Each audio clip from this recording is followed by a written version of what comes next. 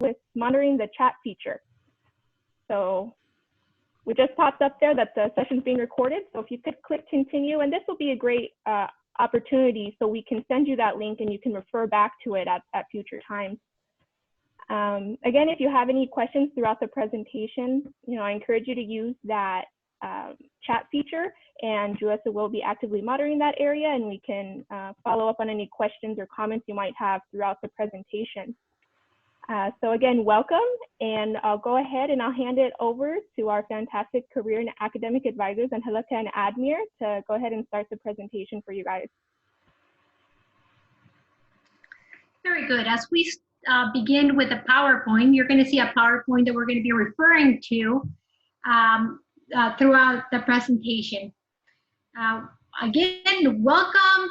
This is new for us.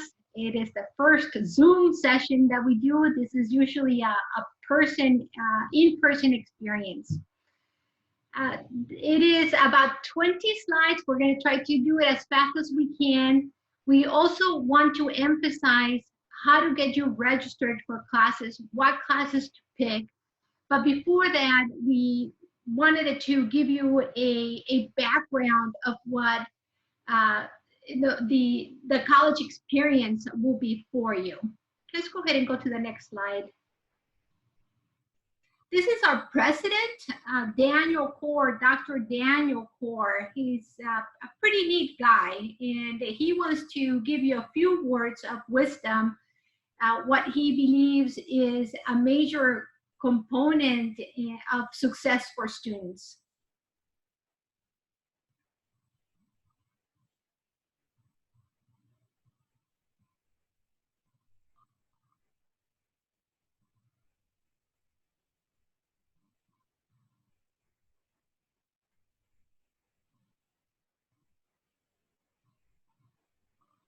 So did you guys hear it or no? No. Okay, I figured since I was muted. Give me 1 second. Hi, I'm Daniel Corr, the proud president of Arizona Western College, and welcome to Discover AWC. We are thrilled that you have made the decision to become a Matador. Here's my message to you. Take advantage of all that we have to serve you and facilitate your success. We've got remarkable faculty here at AWC who are concerned about your success. We also have advisors who will guide you through the process of registering for classes, and we have financial aid support and tutoring and all kinds of other support services. Take advantage of those services and get involved. Wonderful student life activities with activities on campus and off campus to make this an experience that you'll never forget. I'm thrilled that you're here. I'm thrilled that you're a Matador, and today, like all days, it is a great day to be a Matador.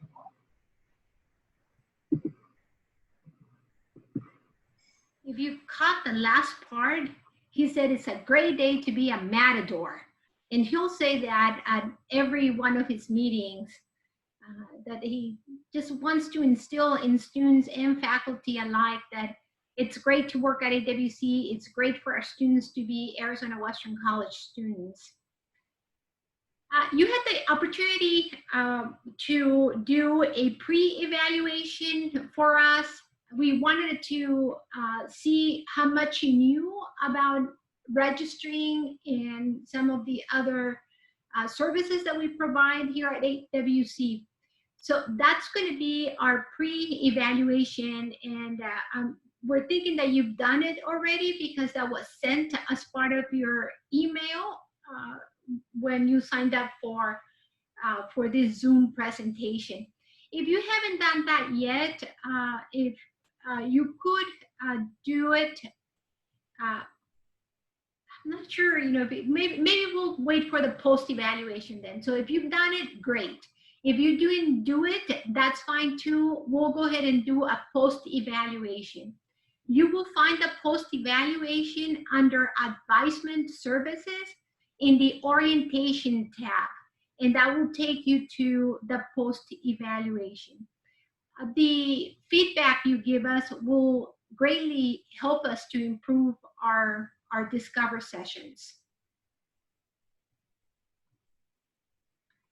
The agenda for today will cover degrees and certificates. We'll give you the web page where you would find all the degrees and certificates. We'll explain how they're broken down in terms of general education requirements and major requirements. We'll also speak about what are pathways and why is it important to maybe attach yourself to a pathway, especially if you're still undecided about your major. We'll also review placement test scores, and all of you, and maybe not one of you, have taken the placement test, and we'll discuss how we place students into courses and some of the changes that we are encountering because of the coronavirus that we're going through. So we're making some changes to testing and how we place students. Another thing that we are going to cover, and is very important, is strategies on how to choose your classes. And we'll spend some time doing that and help you build the schedule. And hopefully through this session, you'll be able to know exactly what classes you're going to be able to take for next semester and for summer if you decide to go for summer, and how to work your schedule using self-service. It is important that you know about resources to be successful in college. And so we'll cover some terminology. What is a credit hour, for example? What are prerequisites and what are core requisites is terminology that we use commonly as college students. So we'll cover that as well. And the last thing that we would want to accomplish for you is that after this presentation, you'll be able to register for classes.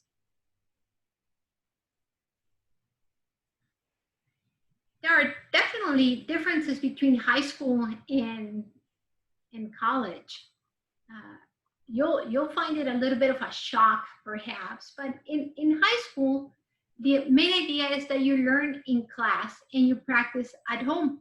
So a lot of the learning that happens in high school is in the classroom. That's why you spend about 35 hours a week in the high school classrooms. Whereas in college, you learn at home and practice in the classroom. A 15 credit hour load, that's full time, you would be spending about 15 hours in the classroom in college. Compare that to 35 hours in high school. And you do most of your homework outside of the classroom. In high school, you spend a lot of time doing assignments inside the classroom. In college, you spend doing assignments and reading outside of the classroom. So it is common to see that students study about 20 hours a week in their own time and come to class about 15 hours a week. So 20 plus 15 is about 35, right? So you do a lot of learning on your own. There are also differences between colleges and universities. In Arizona Western College is a community college. It's a 2-year college. We offer associate's degrees versus the universities. There are 4-year colleges and beyond because they offer not just bachelor's degrees, but they offer higher degrees. The college is one entity and it's one college versus the university that it is a group of colleges. You have the College of Nursing, the College of Business, the College of Law, the College of Medicine at a university. The cost is also an issue when we speak about the community college versus the university. You would pay about $86 or $88 per credit hour at Arizona Western College. At the university, we're speaking of a more expensive price for tuition. So one semester full time is close to $1,200 at AWC. At the university, you'll pay about $6,000. In the college setting at AWC, We also have smaller classroom sizes, about 25 students per class. And then at the university, you probably have a speech class that's 600 students. A biology class is 200 students. So those are some of the differences that you would find between a community college and a university. Just to say that we also have a presence here at the campus of Arizona Western of the 3 state universities, including Arizona State University, the University of Arizona, and Northern Arizona University. You can complete bachelor's degrees here in Yuma because ASU, NAU, and NAU are present. Thank you for getting us going there, Angelica. So on this slide, we just have the higher education pyramid. So there's a lot of levels to higher education, as you can see. And starting off at the very beginning, we offer AWC skill developmental courses. So a lot of those courses are going to be preparing you for college level. So some classes like Math 81, English 90, really starting to get you ready for the classes you need to take to be successful at Arizona Western College. And with us, the main thing you'll be taking is the associate degree level there. So you're looking at 60 to 64 credits to obtain an associate's degree. And if you plan on furthering your education and keep going on up the pyramid to higher education, you're looking at another 60 credits for a bachelor's degree. So usually around 124 credits for a bachelor's degree. And like Angelica mentioned, we have the 3 in-state universities on campus, and the only community college in the state that has all 3 have a partnership with. So it's a really great resource that we have all those schools on our campus. So that's how we can get a bachelor's degree. And if you want to further your education and keep going up the pyramid, a master degree, this is where all your professors will have obtained a master's degree, and you're looking for an additional 30 to 60 credits. And sometimes that involves a thesis, a lot more intensive work, and that's what all your professors will be at that level of education and slowly becoming experts. And then you have the highest level of education where you have your doctorate degree. So that's going to be another 1 to 2 years. And at that level, those people have put in a lot of time and effort into their industry, into their area, and they're really becoming an expert at that point. So if you noticed at the start of the video, Dr. Kaur, our president, he's obtained his doctorate degree and reached that level of expertise, and some of your professors at AWC will also have reached that level. So a lot of time and effort and really good job on their part to reach that level and gain some great knowledge in those areas. So what's your major? This is going to be an important part in college. You do need to decide what you want to study, what career path you want to take. But it's okay if you're undecided. The average college student changes their major 3 times on their college career. So it's normal to be undecided. No need to rush anything. No need to pick a major that you're not comfortable with right away. And that's what we're here for. We're here to help guide you in the right direction, give you a bit of information on different degree paths. And we have some great links on our website which can help you choose a major if you're undecided. So just on the links that are there on the presentation, and you all will get a copy of this presentation, so you'll be able to go in and use some of these links. And there's some great resources available.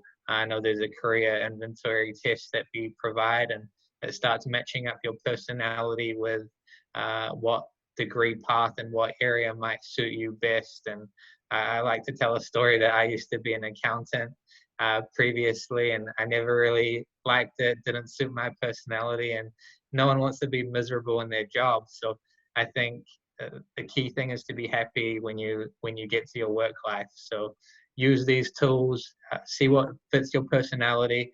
If you're someone who maybe likes being in an office in a really structured environment, that might suit you. Or and then you'll be able to see what suits your personality. But other people might be a lot more creative, and they'll enjoy being outside, or nothing with those strict limitations. So you want to find something that suits your personality, suits you, and stick on that degree path, so you're not kind of chopping and changing too many times and taking coursework that is not really beneficial to you, and taking extra steps. So we have some great resources under the advising tab of our website.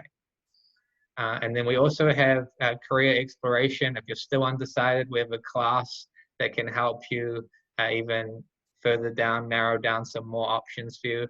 I don't know if Julie, if you want to touch on any of this in the majors fair, if you can hear me. I know this is kind of your area and everything you kind of go on, so I don't know if Julie's still there, but. Yes, I'm here. Can you guys hear me okay? Yep. Okay, great. Thanks, Admir, for letting me jump in real quick.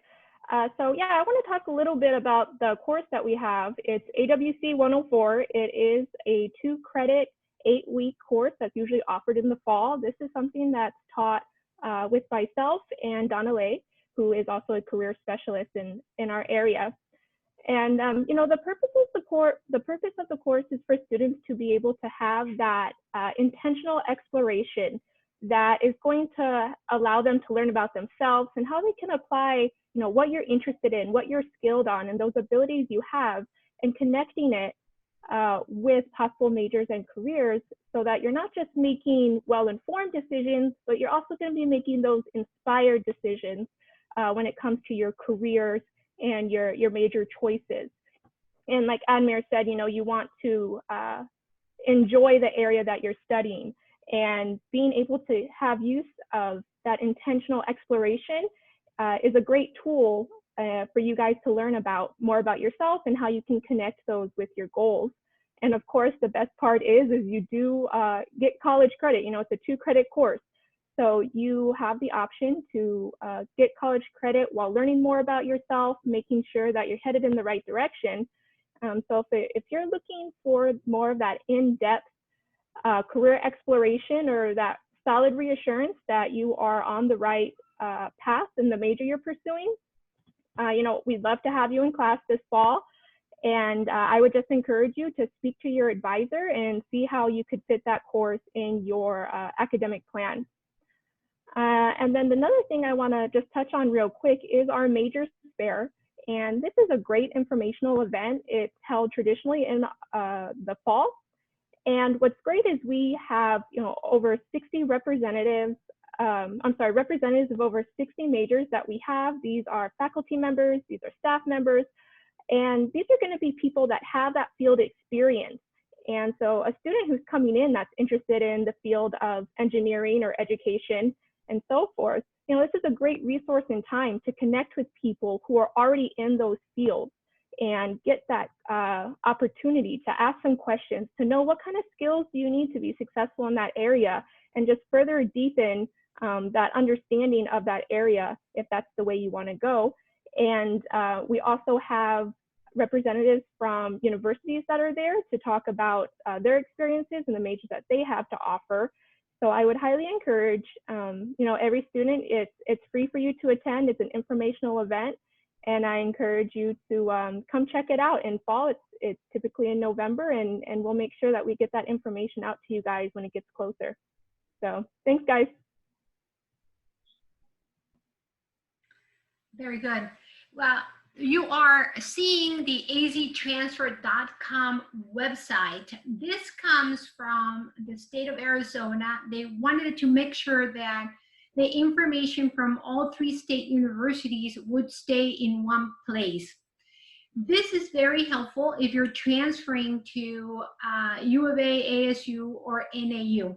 It has important functions. Up on top, you'll see tools. If you can, Julissa, if you can kind of hover around the tools in the aztransfer.com.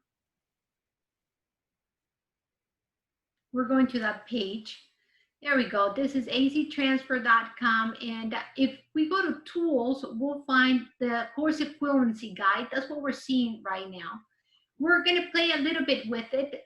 Julissa, if you can do ENG English 101 on there. And this is Arizona Western College. And we can see how this transfers to all 3 state universities.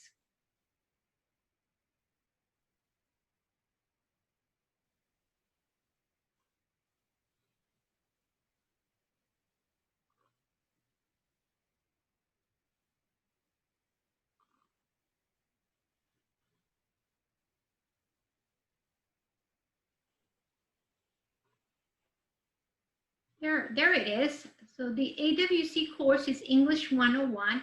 To ASU, it transfers as English 101. To NAU, it transfers as a departmental elective. But do talk to an advisor with us how that English 101 really does transfer to NAU. They have a different course, it's English 105, that if you take English 101 and 102 together, it transfers to English 105 to the NAU. And then we have the U of A that it takes it to us English 101. So you could do for any of the courses that we offer here at AWC and see how it transfers to the 3 state universities. Another tool that it's a good tool is the majors, and that will be under tools. And if we go to majors and degrees, right here, you would click on Arizona Western College for all the types of majors that would transfer to the university. Well, a common degree or a very here at Arizona Western College is the Administration of Justice.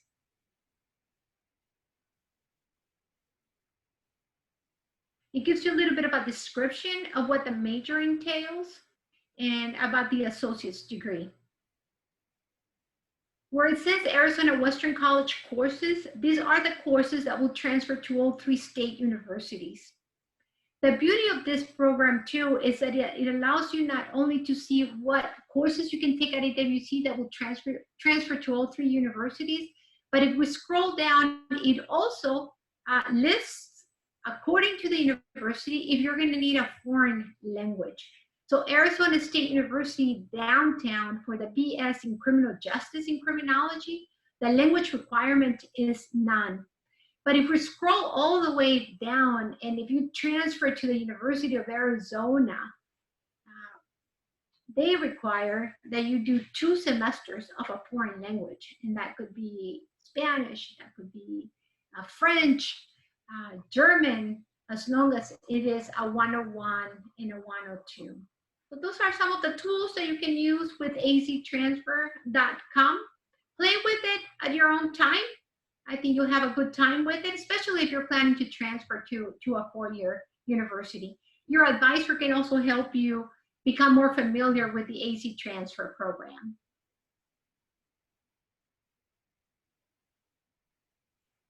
And we'll go to the next slide.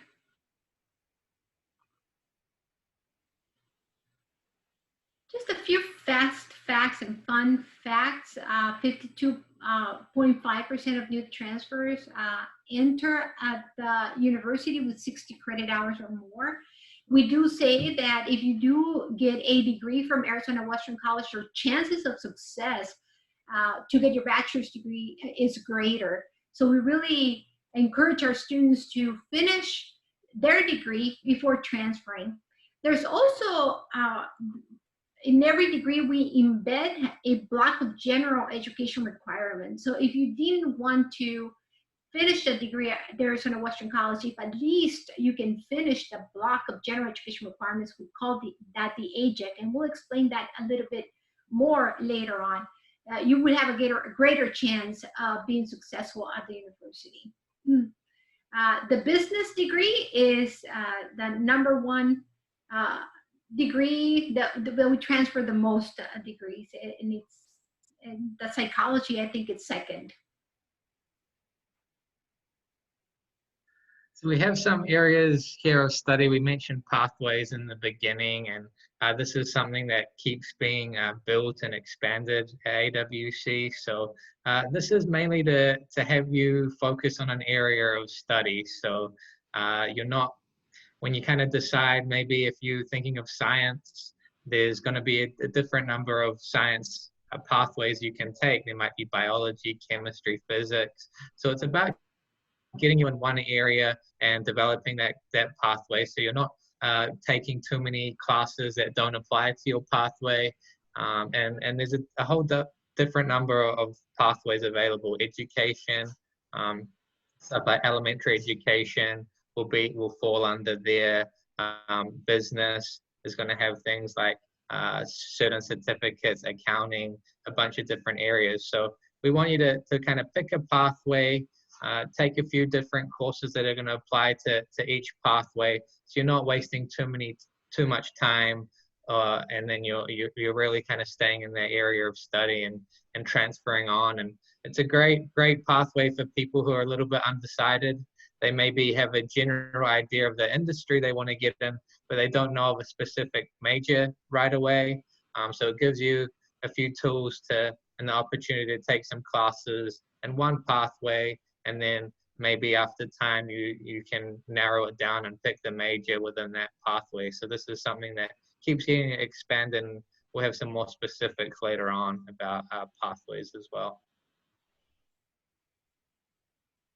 So these are the different degrees and certificates we have available at Arizona Western College. So to start off with, we have the transfer degrees. These are the most popular, and we have your Associate in Arts, Associate in Science, and Associate in Business. So these are going to be the degrees that are designed to transfer to the in-state universities, transfer to other colleges and universities when you have a bachelor's degree in mind. So those, if you already know right away, I want to get my bachelor's degree, I want to further my education, those are the kind of degrees you want to get into. And then we have career and occupational degrees, AAS degrees. So these degrees, they're going to be formatted slightly different. They're going to have more specific credits, less general education. So this is designed for you to obtain this degree into the workforce right away, earn that more practical knowledge, so then you're desirable to employers. So if you're thinking, I want to get a degree after 2 years and into the workforce, get into the workforce right away, the occupational degrees will be a better pathway for you, and we'll get into the requirements for that a little bit later. And most of those are going to be the vocational degrees that we offer. And then we have certificates as well. These are going to be shorter programs, and a lot of the time these are going to be certain skills that employers want. Sometimes if you're already employed, they might offer you, hey, take this certificate at AWC and you might get a pay raise. And a lot of the time it's just to improve your skills in a certain area. And short degrees, they could be anywhere from 20 credits, 25 credits, or anything like that. So those are the three different programs and degrees we offer at AWC.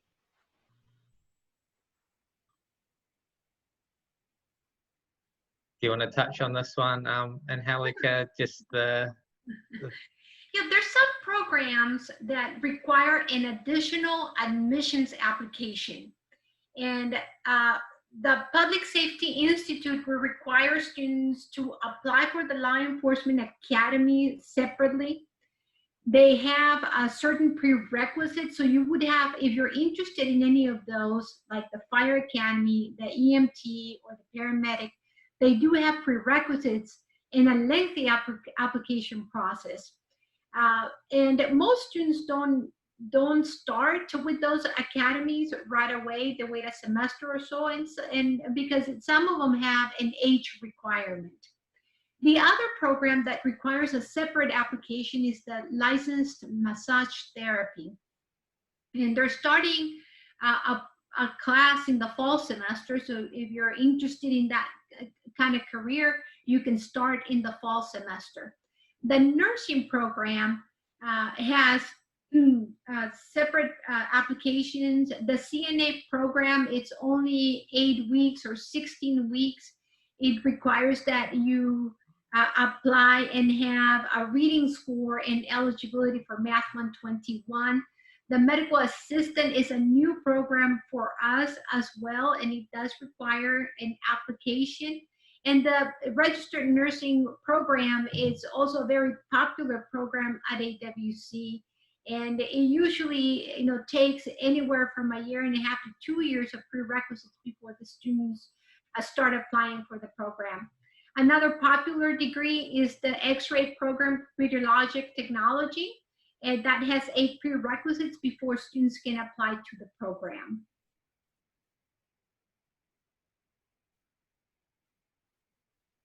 So here we have a look at what, just your degree will look like. So there's a link there with programs, and it has all our programs through that link. So you can kind of have a look what certain programs and degrees entail and all the details for those programs and degrees. And you can kind of scroll through and see what sounds interesting to you.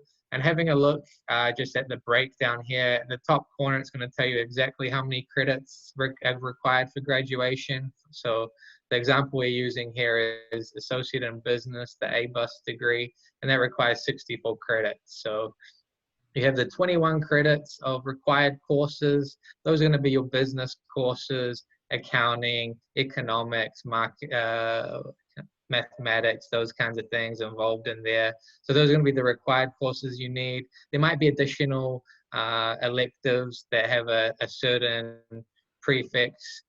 Sometimes administrative justice has some administrative justice electives they want you to take. Some business courses they want you to take as electives. And then we get into the 35 credit block of the AGEC, the general education. And we've mentioned that a little bit already. And this is how it kind of breaks down. You need to have your English 101 and 102 completed.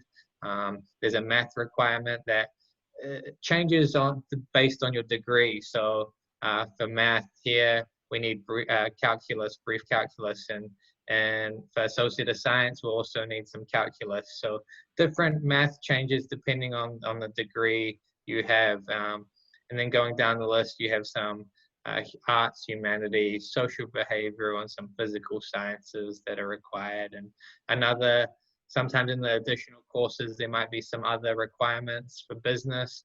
Want you to take some computers, intro to computers and intro to business computers. So certain degrees might have some certain general education requirements that relate to that degree. And this is just kind of the overall breakdown. So definitely encourage you to go through the degrees, see what's required for each program and what might suit you and what you're interested in. Real quick, Admir, just to add on to that, I'm going to share the page that we have that shows the degrees and certificates. So if you guys just are on our AWC website, if you scroll down a little bit, you'll see right here programs. This is where you can click and see all the different program certificates we offer. And for example, if you wanted to do an accounting, to pull up that same checklist that Admir was talking about, you just click that. And we have them for all the degrees.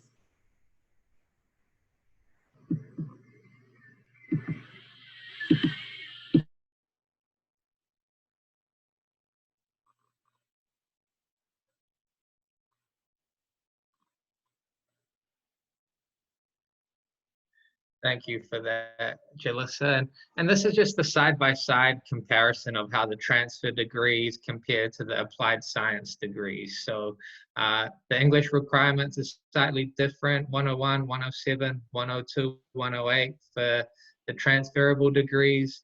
And with the applied science degrees, you'll need 6 credits, a combination of 100, 101, 102 will satisfy those requirements. And we just kind of talked about math there. Certain degrees will require a certain level of math, and usually it's math 142 or higher for the transfer degrees, but some specifics might change for that requirement. And then applied science 105 or higher is usually required, and that also changes depending on the degree. And then for arts and humanities, you need 1 course of each for a transfer degree. you only need one course for either of those combined for an applied science degree. And this is how we're talking about more general education for the transfer degrees, a little bit less general education for the applied science degrees. And you can just keep going down the list. Social behavioral, you want 6 credits, 2 courses, only 1 on the applied science side. Same with physical, biological science. We want 8 credits, 2 courses of that for transfer degrees, and only 1 for the applied science degrees.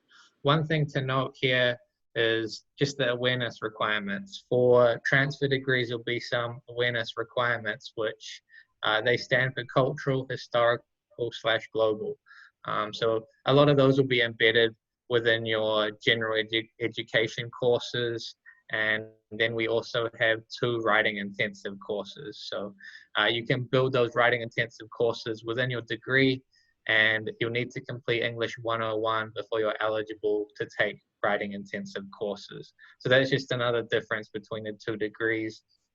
None of that's required for the applied science degrees. So that's just and I think everyone's getting a booklet today, and you'll have a list of all our general education classes, all the breakdown of each classes in these areas. And I think maybe Jalissa might bring that up now as well, so we can just have a brief look at how that all breaks down and how that looks. Julissa, could you show on the booklet, yes, thank you, the list of general education requirements?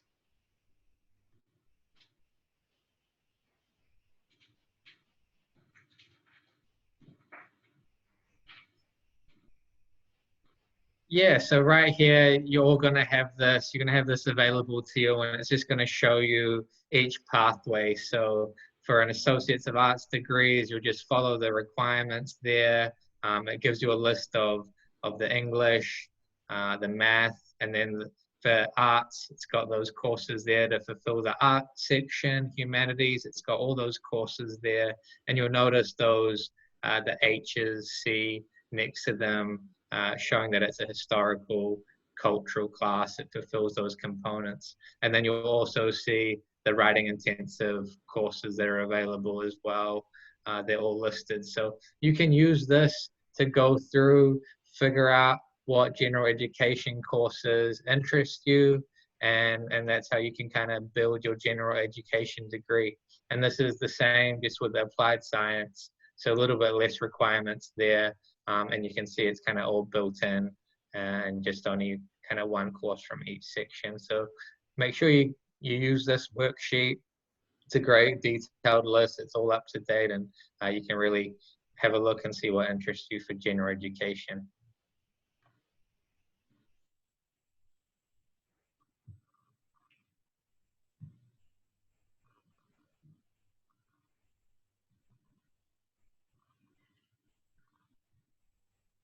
It's our placement test, and you took the placement test. You have the choice now that if you like to place yourself in something that you feel would challenge you a little bit more, you can. So we got 2 ways of placing our students now, either through a placement test, and fortunately, some of you were able to take the placement test before the coronavirus closed down. And if you want to follow the recommendations of the placement test, very well. If you are at a point where you really feel that you could take a higher class, let's say that you started with English 90, or you were placed in English 90 in the placement test, and you feel that that's, you know what, I've done very well in high school and have taken 4 semesters or 4 years of English in high school. I'm not going to take English 90. That's going to be way too easy for me. You can go ahead and take the English 101 instead. You can't take English 102. Even if you want to challenge yourself a whole lot, you would need to start with English 101. We don't have, the next one is the reading. It is we used to offer reading classes. We no longer offer reading classes, but we do say that students will be ready to take a general education requirement if their reading score is 219. That was the cutoff score. If you are not a 219 and you would want to take a general education class, you may, like sociology, psychology, or humanities, or in arts. So you're placing yourself into the right course. Now, there are some courses that are general education requirements, like bio 201, that's anatomy and physiology. Well, that has very specific prerequisites. So you won't be able to get into bio 201, anatomy and physiology, if it has additional prerequisites. But if the eligibility for English 101 or the right reading score is the only prerequisite for that general education requirement course, you can go ahead and take that if you do so desire. You were also tested in mathematics, and there are different levels of math, and you were placed according to your score. We have a Math 71, that's Math Essentials. We also have beginning algebra, or the Math 105, which is Math for Applied Science. And that Math for Applied Science is very specifically for vocational programs. And even some vocational programs require a higher math. What I want to make sure that you do understand, that not because you see Math 105 as a higher number than Math 81, they're at the same level. However, Math 81 allows you to go into higher math, Math 81, 121, 142, or higher, whereas Math 105 is a terminal class. You may also have placed into 121, 142, or 150. We are doing something different this year again, so you can self-assess. If your placement test is lower than you think you should be in, you can go into a higher math class. Let's say that you took 4 years of math all the way to pre-calculus in high school, and you ended up with Math 81. Well, personally, I don't think you should take Math 81. I think you should go into a higher math class. Any additions to that, Admir or Julissa? Nope, I think you covered it pretty well. Yeah, sounds good. I think it's important not to get carried away with self-placement. Just because you have the opportunity to kind of place yourself now with the virus situation, you don't want to first semester put too much on your plate and make things a little bit more difficult. So just make sure you're realistic with where you do place yourself, and make sure you can start off on the right foot and have a good positive start to your college pathway.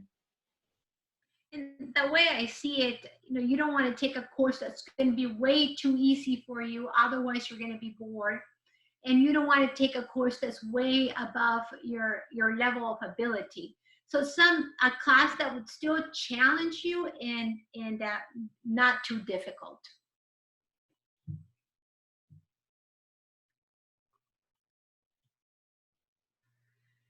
The Yuma Promise is new. It's a new encouragement for our students. And if you're a high school graduate this year, 2020, you would be eligible for the Yuma Promise. It promises that you will get your money back after graduating from Arizona Western College, and if you attended U of A Yuma, NAU Yuma, or ASU Yuma. One of the requirements is that you would be a full-time student, at least 12 credit hours, and that you do the FAFSA application, and that you also would sign up for the contract, and it's a Yuma Promise sign-up form. When would you do that form? You can do it at any time. The FAFSA, if you haven't done FAFSA, this is a good time to do that as well. When would you get your money back?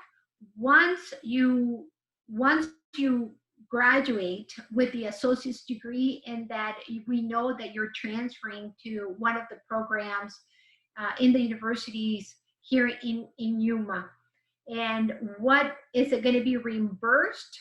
Your tuition only, no books, and no other costs except your tuition. Still a very good deal, and something that we're trying out, and we hope many of you will take advantage of.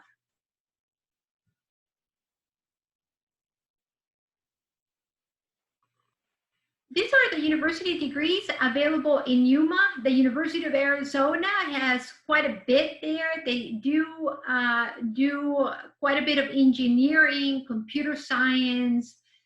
They have the family studies, face-to-face, and they have many other programs that are online. Why the University of Arizona here in Yuma? Well, you do save money. They do offer quite a bit of scholarships as well for our students in the Yuma area. So you would be saving on your living expenses. ASU is new to Yuma, and they do have the criminal justice program, totally face-to-face in the area. They have secondary education if you wanted it to be a secondary education, a high school teacher. And they also have elementary education with dual certification, meaning that you would be also certifiable for special education. And the organizational leadership is an online program. ASU has done something really neat with the Yuma students, with the Arizona Western students. Instead of paying $6,000, that's what you would pay if you went to the main campus or one of the campuses in the Phoenix area. Here in Yuma, instead of paying $6,000, you would pay $3,000. So it's half the cost. It's a great deal. A plug for elementary and secondary education majors. You almost can go debt free if you majored in education. The state of Arizona has really put money into giving scholarships for education majors. NAU has been here for over 25 years. They do have quite a bit of programs. Some of them are face-to-face and some of them are online. They also offer quite a bit of scholarships. One great scholarship is the Phi Theta Kappa. If you had a 3.5 GPA by the time you graduated from Arizona Western College, they will pay $4,000 a year towards your tuition. That's a good deal and quite an incentive for you to think about, oh, maybe I do want that 3.5 GPA.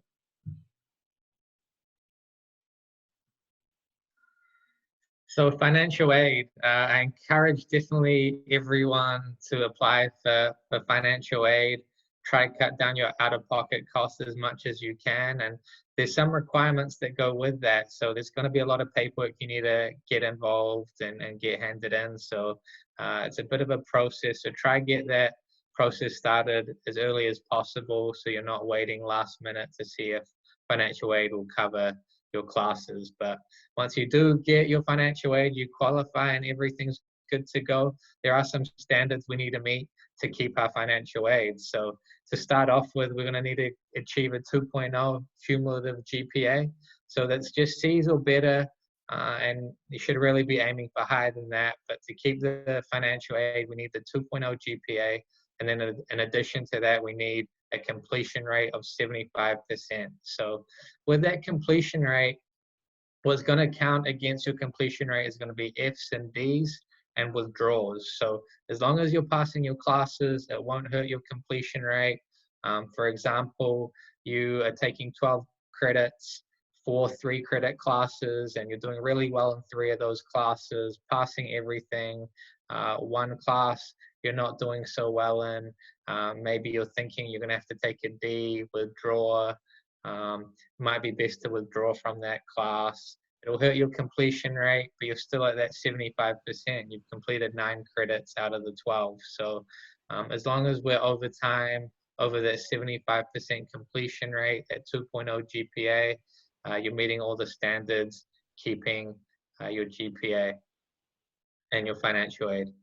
So there is a amount of credits limit. So considering most of our degrees are 60 to 64 credits, financial aid will stop paying for your classes as soon as you hit over 80 credits. So it's a lot of time. They give you a bit of leeway in there to complete all your classes. There is some different scenarios. Radiology is a program that has over 80 credits for that.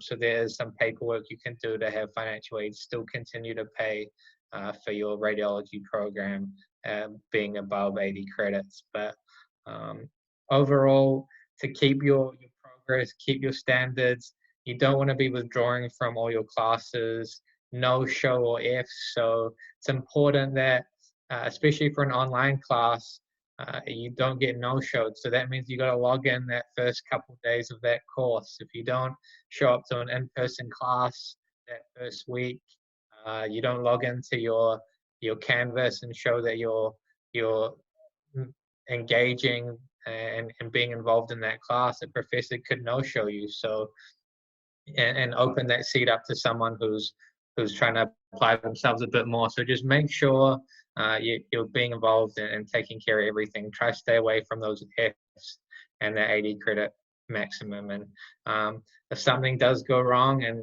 you fail all your classes and withdraw from everything, there's scenarios where you might have to repay your financial aid. So I'm not giving you money just to get your money and withdraw from everything, and there's a whole system behind it, and there's going to be people wanting that money back. So that's all about you being successful. And then another thing, the main thing here is you need to take classes in your area of study. So when you see that business checklist that we pulled up, you need to take classes that comply with that degree. You can't take anything that doesn't fit in your area of study. So financial aid's only going to pay for classes that apply to your degree. So overall, the 2.0, keep that completion rate 75% and take classes within your area of study.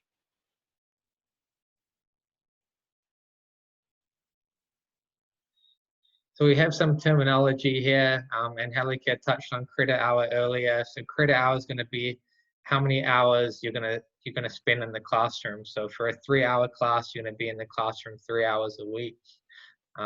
Dropping versus withdrawing. So this is important to understand. When you first register for a class, there'll be, with the virus, we've extended the drop add week to 2 weeks, just so people can have a bit more chance to understand what their class is going to be about.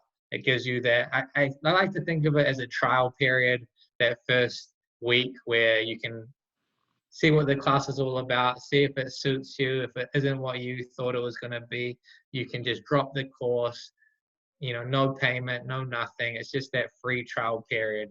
And then you can add another course or however you want to play that. But then we get into withdrawing. So you've added a class, you're in that course, the drop add week's gone, and now you're maybe a month into the course and you're thinking, I'm not going to do well in this course. I think I might need to withdraw from this class instead of take an F or a D. So in that scenario, we touched about how that's going to affect your financial aid, and you will receive a W on your transcript, but it won't affect your GPA. So in a lot of cases, it might be better to take the withdraw, the W, instead of the F and the D, but you don't want to be littering your transcripts with too many W's over time. Then we have prerequisites and co-requisites. I mentioned earlier, some courses are going to have prerequisite requirements. So all those writing intensive courses, English 101 is going to be required.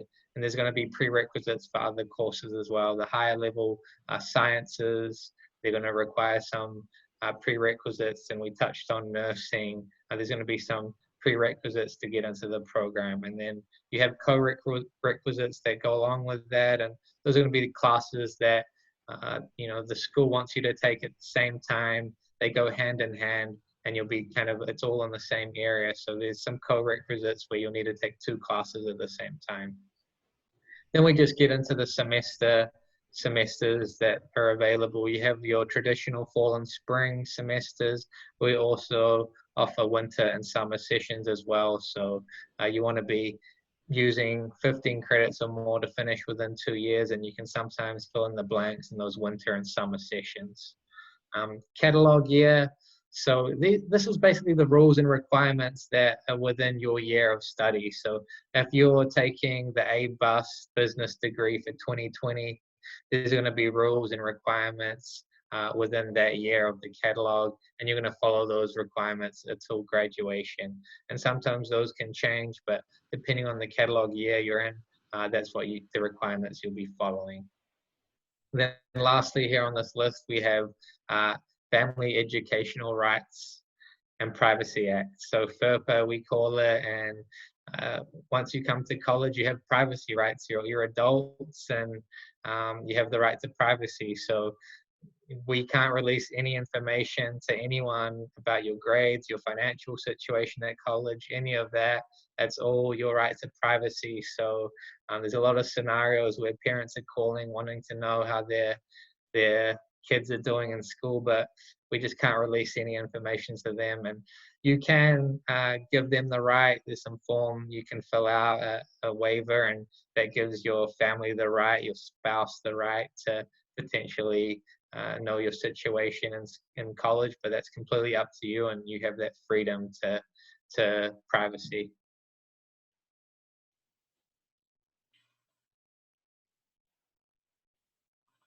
So just some more planning for success overall. When it comes to your academics, it's really important to talk to your instructors, try to develop a relationship with them. I know right now everything's transitioned online, so be emailing your instructors when we are in person classes. Try, maybe sit closer to the front of the room, engage in discussions, make sure you're involved, and make sure we have a great student success center here on campus. So it's a great resource. We have free tutoring. Really got to take advantage of that. If you're struggling in a class, even if you're doing well and you want to bump up that grade even more, go to the Success Center, get some free tutoring. They'll really help you out. And they've also transitioned online. So during the virus situation, they're available online to help you out, and definitely a great access we have with the Student Success Center. It's really important to manage your time. Time management is just important no matter the scenario. So especially in college where you might be busy, you might be juggling work, maybe a sport, school, it's really important you just manage your time and can get all your work in at meeting the deadlines. And you've got to read your textbook. If textbooks are pretty expensive these days, so you don't want to be spending too much money and having it collect dust on the shelf. So if you're forking out a bit of money for a textbook, make sure you use the most of it, really read it, get all the information you can out of it, and really read your textbook. We have some other great resources at AWC. Take advantage of them, get involved in a group or a club, and I think this is where Michelle might want to say a few words about the TRIO program. Yes, thank you. I appreciate the opportunity to share. In talking about resources, planning for success, the TRIO programs, and specifically the Student Support Services KEYS program. It's referred to the KEYS program, but we are a federally funded program through the U.S. Department of Education that is called Student Support Services, but we do refer to it as KEYS at AWC. But that program is for first-generation college students, students who qualify for federal financial aid, and also students who have documented disabilities. The program serves 240 students annually, and we provide support services to help students succeed while they're at AWC. So if a student, we also have a first year college experience program for students coming into to college, graduating out of high school. And that program consists of some cohort classes of math and English, where we have embedded in those classes academic support coaches who help you with the coursework and will help you throughout the course to make sure that you successfully complete it. And we also, in the KEYS program, you have the opportunity to to develop as far as all of the skills, the key skills that are necessary for academic success, and you have a community there to help you along the way. When we are on campus, we do have we're located on the north end of campus over by the residence halls. And so in that space, there's where we do have the academic support coaches that meet with you. We have academic advisors also for the KEYS program. And we do just a number of different, not only academic, but also social things to really help students succeed, not only in their first year, but through all the time that they're at AWC. And then we help you transfer on to the 4-year university of your choice. So AWC does have a lot of wonderful resources for students, and the grant programs that we have are part of that. So yeah, so if you are interested in the KEYS program, we have a webpage. You can just go to AWC webpage and /KEYS, and you will be able to find the webpage for our program and any information that you might have, or any questions that you might have. So, but thank you for allowing me to share the information about the program. And again, if there are any questions that come up, in the time, I'm going to be here, so I'll be able to answer. Thank you. Thank you. Appreciate that. And everyone should get that information as well in a booklet with the links to the website and everything that you have. So definitely go in, and if all that criteria, you meet that criteria, go ahead and look into it further. It's great resources and groups we have here at AWC. So also have jobs for Matadors. So if you're looking to get a job on campus while you're studying, it's a great opportunity to get involved with that. And that's all through the AWC website, Job for Matadors. Fill out a resume, you'll get feedback on your resume, and they'll help you out and guide you with some jobs on campus to help you out there as well.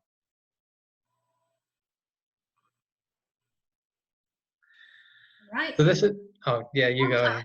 Is it you, Admir, or is it me? Oh, however you would like, you can take it. Go ahead, Admir. Go ahead. Okay.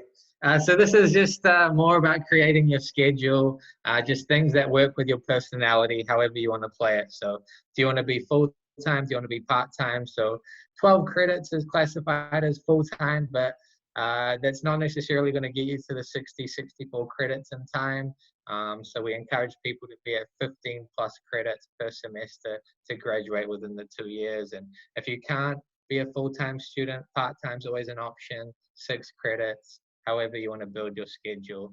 And there's just more things that suit you. Do you want to have classes back to back, have them all knocked out, maybe earlier in the day, maybe like night classes, whatever you can fit in, just however you want to schedule your classes and whatever works for you. And you definitely want to have a realistic schedule. So if you're working, you maybe have a kid at home and you're really busy, you want to find something that's going to make you successful. We talked about time management earlier. So you just want to make sure you're balancing all your obligations and have time for study and homework on top of that. So a general rule, we like to recommend for 1 credit hour, you take 2 hours of study. And if you do that 2 hours of study per credit, you're really going to be successful. And usually that formula does really well, and you're going to earn a C or better in your grades. And definitely take a course that's in your area of study. So financial aid is not going to pay for anything that doesn't apply to your major, and you don't want to be wasting time either and taking something that isn't part of your degree and your program. So you really want to stay on track there. Talked a little bit about no-show, to avoid the no-show with the professors. So make sure you're engaged in class and logging in and going to class that first week. C's or better are going to be required for graduation. So D's and F's aren't going to get the job done. So really C's or better. If you're struggling, we talked about the Success Center. Use all the resources, the tutoring we have. We talked about drop and add week, and there's going to be dates that last day to withdraw. When you're a student, you'll be getting emailed all this information, so you'll know ahead of time.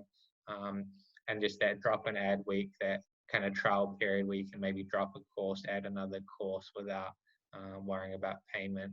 And then just take care of your GPA, especially when you're starting off. You have a great opportunity to start a strong GPA, and it's always a bit harder to recover a bad GPA. So you have a clean slate, start off strong, really use all the resources we have available to be successful, and use that GPA. And lastly here, in-person versus online. We're kind of backed into a unique situation at the moment with the virus, and everything's online at the moment. And sometimes that suits their personality. But there's often cases where, people don't like that online component and they prefer the in-person teaching, being in the classroom, getting that. And a lot of the time, a math course is going to be a little bit better to take in person. It's going to be easier to understand, or your math formulas, that kind of stuff. In terms of taking it online, it might be a little bit more tricky. So there's going to be different scenarios that will be easier for you, and it's all about your personality, what works for you, and what's going to be successful for you at the end of the day.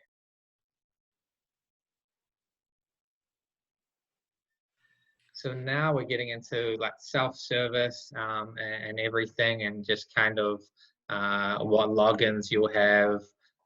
So once you get your net IDs, I think everyone's kind of got a net ID already. You'll be able to log in and gain access to all of this. Canvas, that's where you'll be doing all your online homework, your assignments. You have a free Office 365, which is great, that the school puts on, and your Toro mail. So you'll have your school email, and then your self-service, where we'll show you now how to register, plan all your classes, keep track of your progress, and it's a great tool to become familiar with.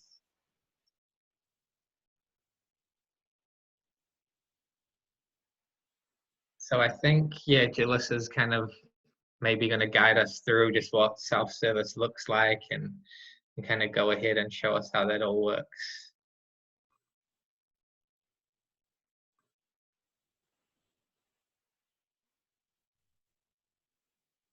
Mr. Admir, may I jump in and give a couple items from the career and tech side? Absolutely. Okay. For all the students that are with us, I'm actually an instructor. I'm a full-time professor, and I am in the career and tech vocational side. And earlier, when Mr. Admir was talking about the new add drop week being a little bit longer and you can try out a class, I was going, oh no. I'm looking at that from a professor, from your instructor's point of view. That is a good thing for you that we're going to do that, but you might have some instructors that are going to be a little bit tougher on it, and the first couple weeks of class, are going to be a little bit more pushed.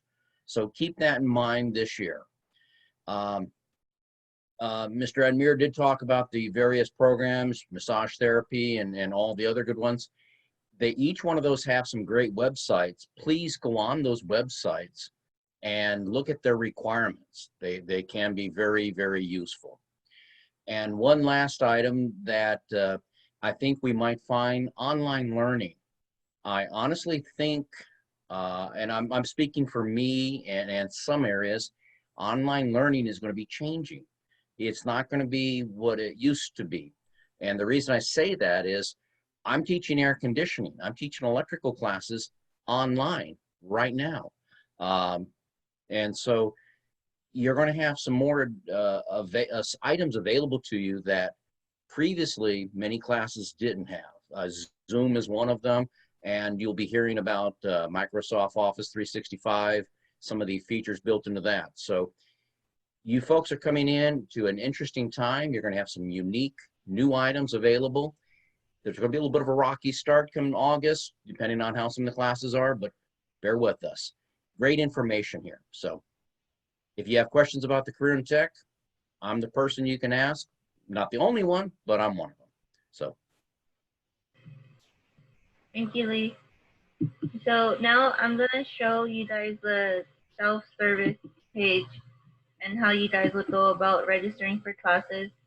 So when you get to the self-service page, you'll just log in with your NetID, which you're using to log into your, your Toro mail and everything, Canvas. It's all the same login. So then you'll put your password in as well. Before signing in, if there's in the PowerPoint, there's going to be the links that show how to navigate through this. So, in case we go a little too quickly or you forget something, you can go to those links. Or if you just go to the main self-service website, the videos are all right here as well. They're like maybe 3 minutes, 4 minutes each, so they're not that bad. So just in case you guys need reference again, the videos are always very helpful.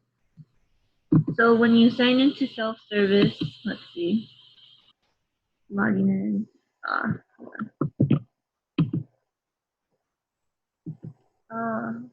Let me see. Hold on.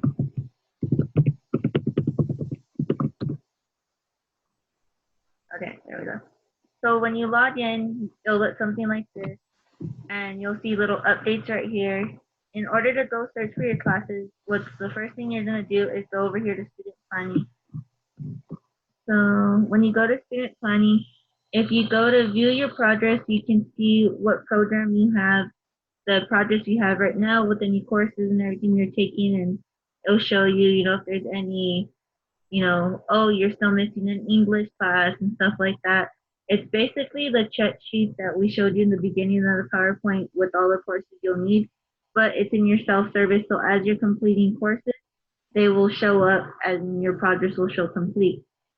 In order to look for classes, you'll go over here to go to plan and schedule, and it'll look like this. If you have classes already planned, they'll be in here. You'll see the sections. Right now, there's nothing here. If you go to timeline, you'll see, if you've ever taken classes, they'll show up here. For you guys, there won't be anything, but you can always reference back to see what classes you have. If you have classes planned, they'll be right here.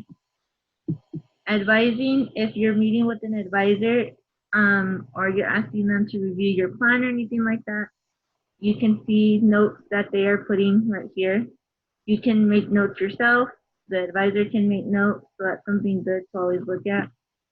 And then if you have any petitions or anything that were inputted or anything by either instructors or the Vice President of Learning Services, that stuff will be right here. So going back to searching for classes, for example, let's say right here on top you wanted to search for an English class.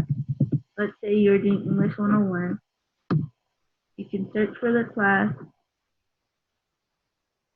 and it'll come up.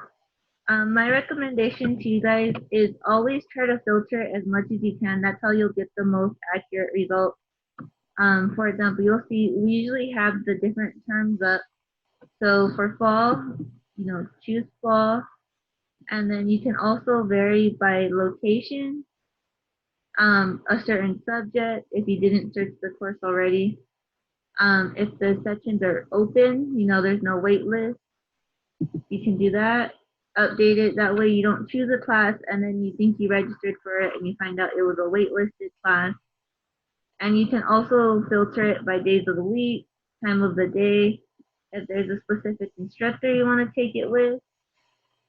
And also right here with course type, this is something else nice to look at.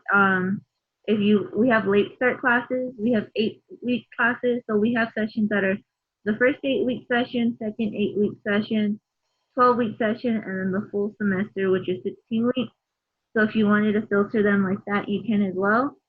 And another area that you can look at and filter your courses is with the Open Educational Resource. If you click this one, it will show courses that have OER, which means that textbooks are going to be $40 or less. This is something we're actually in the process of getting more of our classes to offer open educational resources. But for now, there are still a few courses that have that. So take advantage. I know as Admir mentioned, textbooks are very expensive, so take advantage. So let me see. Next, if you wanted to go ahead and see the available sections based off of the filters I added, you can go ahead and look through, see the courses, dates, times, what works for you, who's teaching it, how many seats are available. You can look through. It goes by location. You'll notice the 0 classes are Yuma campus. As you go on, it'll show, let's see. We have a lot in Yuma. 100, Welton. San Luis is the 200. Let's see, 300 is Somerton. 400, Parker. Quartzsite is still 400 as well. And then we have some different sites, like the downtown center and stuff like that, that are going to be 500 level or section numbers. I'm sorry. 600 is we do have some courses that are offered on base, so that's with that section number. And any of the courses that have a section number of 700, that means those courses are going to be online. So let me just go back up. So let's say, you like course, you wanted to register for this one, you would do add section to schedule, and it gives you a little bit of information: who's the instructor, the days it meets, from what time to what time, how many seats are available, the credit. And right here, the prerequisite, this is where it'll tell you, you either needed English 100 to take that before, a placement test score, like Angelica said earlier, the Bio 201 courses, you need like Bio 181 as a prerequisite. So those little notes will be added right here. So you would do add section. All right, so now it shows that it's been added to your schedule. So you go back and then bring it up to fall. And you'll see like this class is planned. So is the English class we just chose. One thing that's nice is it will show you on the calendar view, so you can kind of visually see when your classes will be. And then from there, all you would do is hit register for the course. And it'll update your schedule.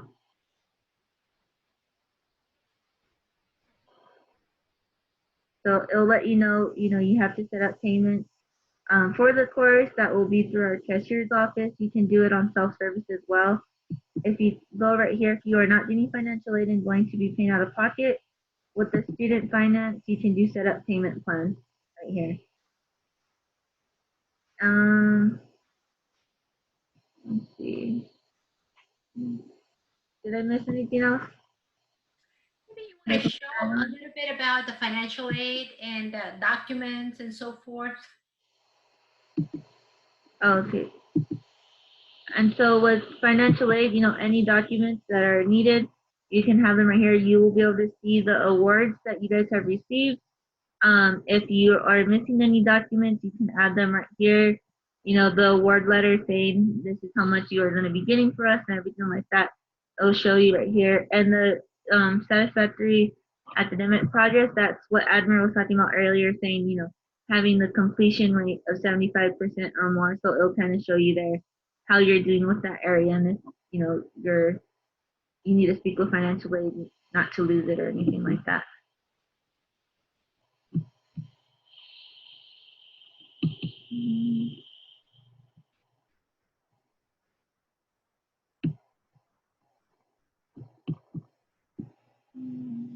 I think maybe if, I don't know if we want to show the progress tab as well, because that can kind of give the electronic progress and just show where students are at. And that's a good little tool to use to see what you have left to complete for your degree.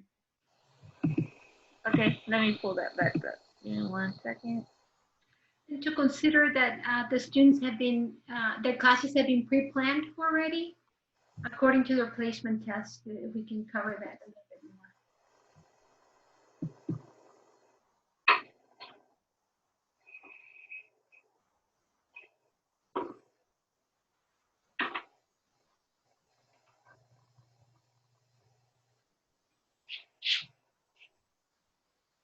So this is what we were saying about, like that same check sheet that you'll see the courses. This one says complete the following courses for this program.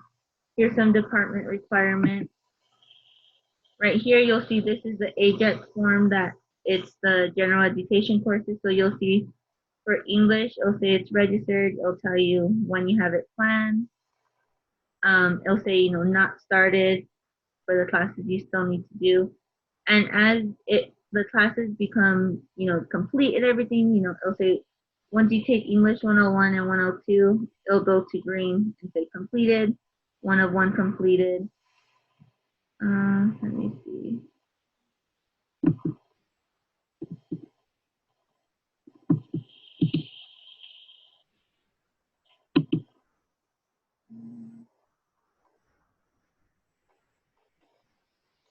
And then if you have taken any other courses that were, say if you took Math 81 and that course isn't going towards your actual degree sheet, those courses would come up right here. But the Math, 151, that will come up and show in your math requirement. Let's see. That would be up here.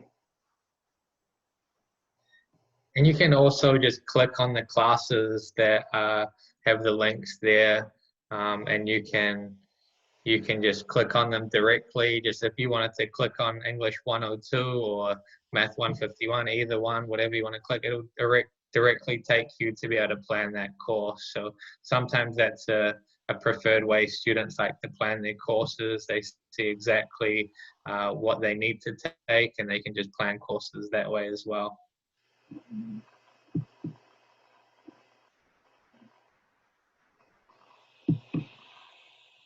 We had a question in the chat, but it's not letting me pull it up. And also right here, this will show you your credit completion and your progress towards your degree. For example, this is the classes that you have planned to take, and then the classes you're registered for, and the completion up to the 64 credit. And I think if we go back to course plan, we'll be able to, everyone's been pre-planned based on their test scores so far. We've pre-planned you in your English and math. So when you do log in and see that, you'll be able to see 2 classes there for you that could be up to you just to pick the professors times available, and you already have 2 classes there, and bring it out however you'd like. Those are there for you already. Give me 1 second. Let me go back to the PowerPoint. Let me respond to this student.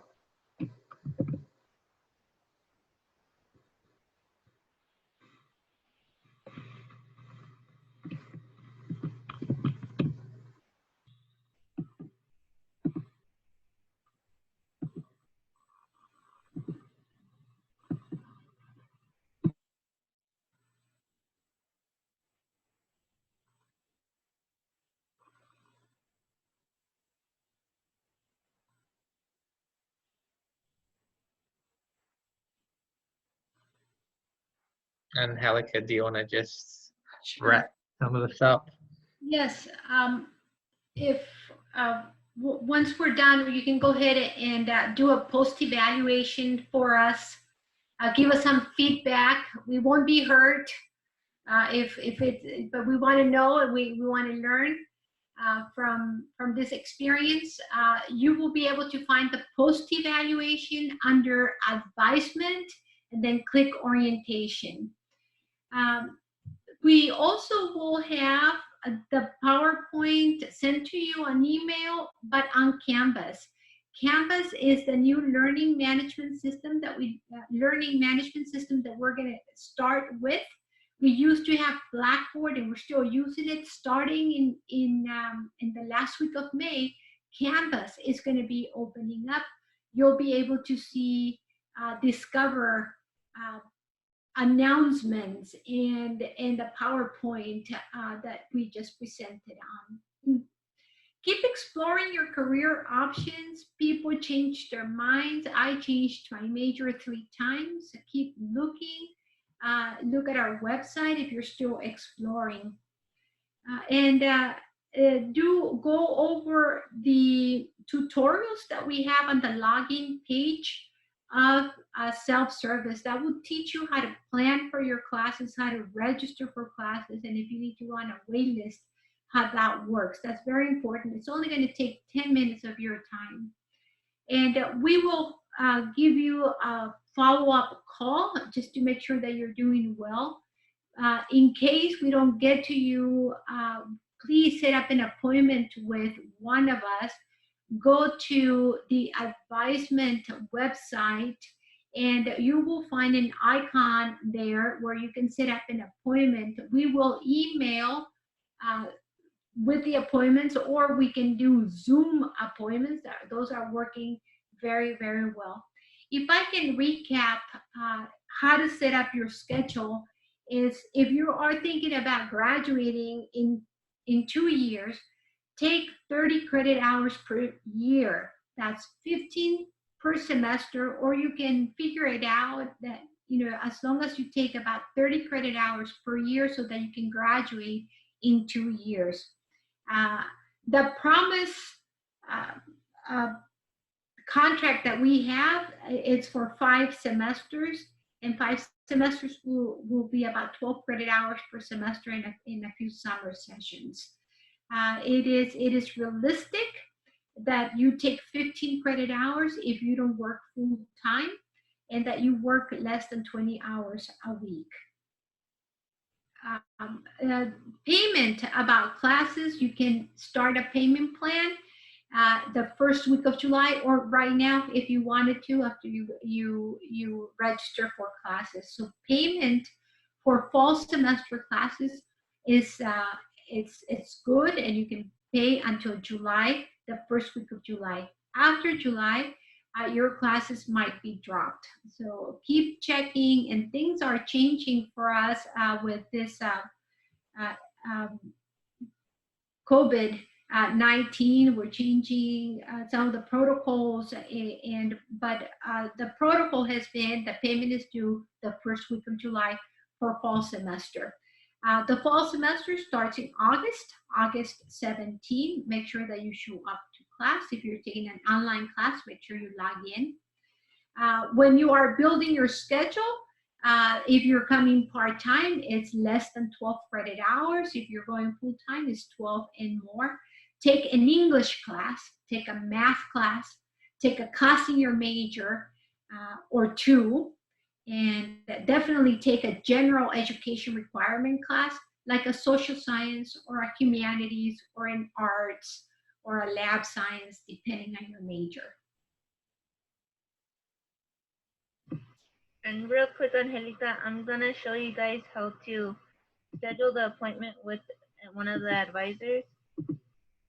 So if you are here on the main AWC site, one of the ways I usually get to the advisors is under current students. I go over here to academic advisors, and this will bring you to our homepage. And in order to schedule an appointment, since you guys have already come to orientation, you'll go ahead and do the continuing your training student. If you guys have friends who haven't, they're brand new, haven't come to orientation yet, encourage them to come to orientation, to click this one. If you guys, want to speak with us later on after today, you go ahead and click that, and it will prompt you to this. It'll have you log in with your net ID, your Toro mail, and it'll have you sign in. Okay. It'll have you sign in, and then you can pick if you want. Sorry, I don't know my own password.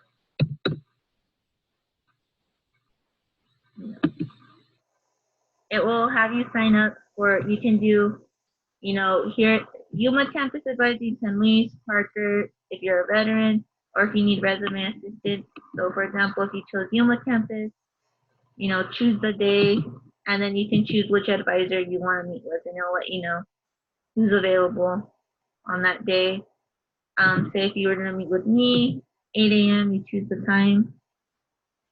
Fill this out, as much as you can, your name, your email, phone number, your ID number, your Toro mail. Your Toro mail is really important because it's the way that, your advisors, your professors, anyone from the college, admissions, financial aid, they're going to communicate to you through your Toro mail. So make sure you're actively checking this and everything that's going to be the main point of contact. That way you don't miss anything, any important update. And then just a few more questions, what you need help with, and if you want your appointment to be via Zoom or if you want it to be via email. And then you would just hit click and you'll get a confirmation email on that as well.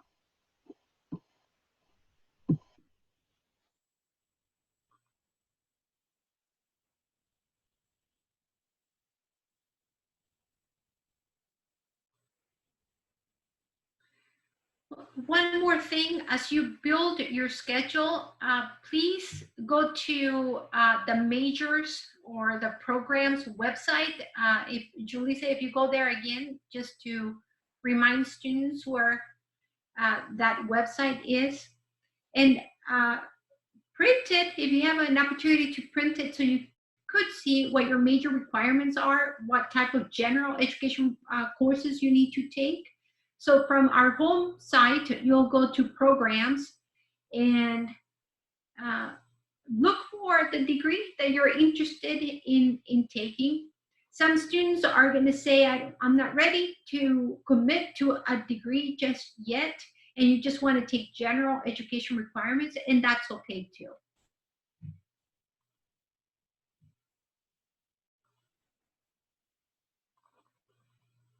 As you open, you make sure that you open the checklist and print that to help you build your schedule.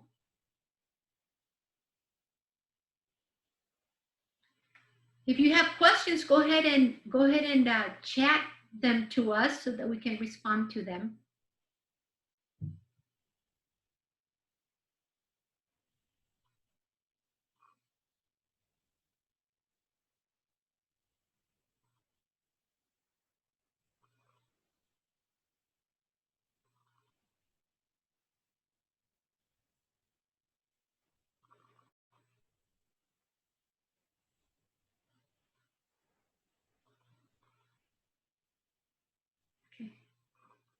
Doesn't seem like too many questions right now, but I'll just say, do use those tutorials when you're trying to navigate self-service. They're only 3-4 minute videos, so they're really good. They break it down how to navigate it all, and it might seem a little bit difficult right away, but if you just take your time and watch those videos, you'll really be able to get the hang of it quickly. And we will have advisors following up with you all individually who was in this Discover presentation, just to make sure you could get registered for the classes you do want, and that everything's taken care of. So we will have people following up with you as well.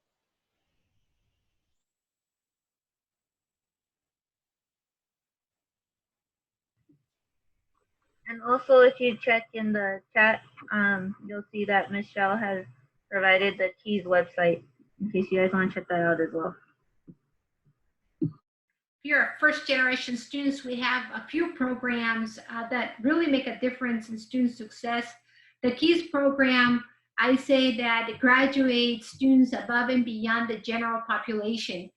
The general population graduates at around 67%, whereas people or students in the KEYS program, they graduate at the 80% at an 8% rate or above, right, Michelle? And so, they do that because they follow their students around, they make sure their students are getting tutoring, they have advisement right in their center.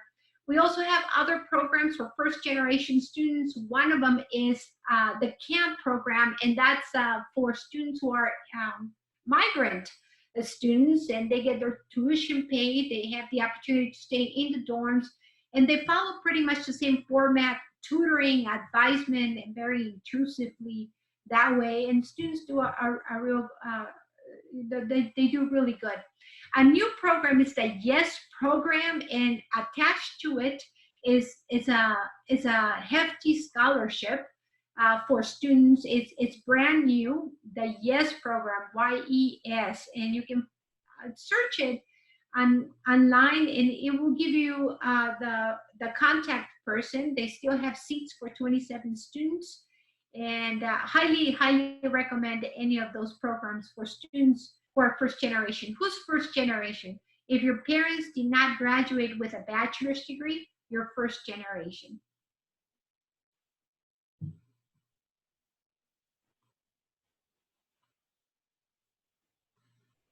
So I have just a question about placement tests. If you haven't taken a placement test yet, that should be available in self-service for you to kind of register for the level you feel comfortable with. So how we mentioned earlier in the presentation, we don't want you taking something that's going to be far too easy for you, and we don't want you taking something that's going to be too difficult for you either. So it's up to your judgment. Just try to be responsible with where you self-place yourself. But in self-service, it should be available for you to register at the level you feel comfortable with. So if you haven't got any testing done yet, it's okay. You can just plan courses that you feel you're at that level to take.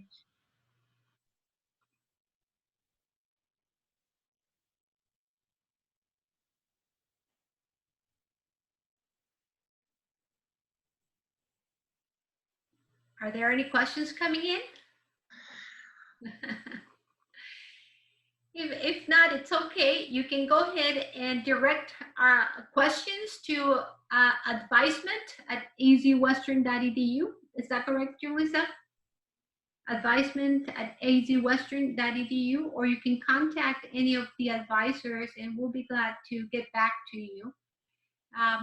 Thank you so much for joining us today, and we hope that this presentation was useful and that you'll be able to have an easy transition from high school to college, and we're here to help.